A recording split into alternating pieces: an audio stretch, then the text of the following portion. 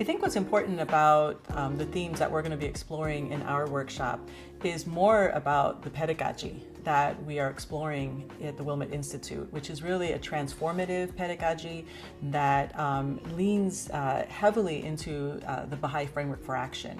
So we really design our courses through the principles that sit in the framework for action. And so because our students experience this in an online format, we thought, how do we allow people to experience this in a workshop setting at a conference? We decided to try an immersive experience where they are actually going to go to 4 different stations and kind of experience what it's like to engage with a specific topic within social change, for example, looking at one element of the framework, maybe looking at oneness, maybe looking at justice, and then kind of the resources that we give them. How does that principle from the framework illuminate that resource differently?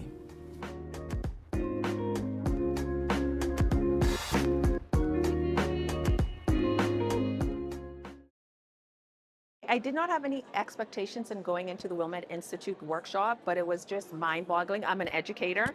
I'm a nurse practitioner, so I teach nurse practitioners, but I also have an undergraduate course. But it was just really amazing to see how the framework of action could be actually utilized in my courses in the future.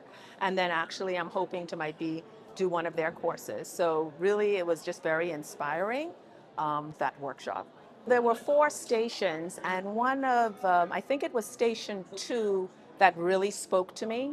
And it was a picture of, I think there was possibly a protest where they were actually shaking the police officers' hands. And so for me, that was just in a way of how do we shift the language when it comes to social transformation? And they had certain prompts for us to react to that picture in the sense of using uplifting language, unity, kindness for social transformation. If I had to go back to my community to talk about the Wilmette Institute, I would say that they have a certificate course that really will give you the tools that you probably could bring into the classroom, but actually be an agent of change. So I would really recommend it for anyone in the community, really.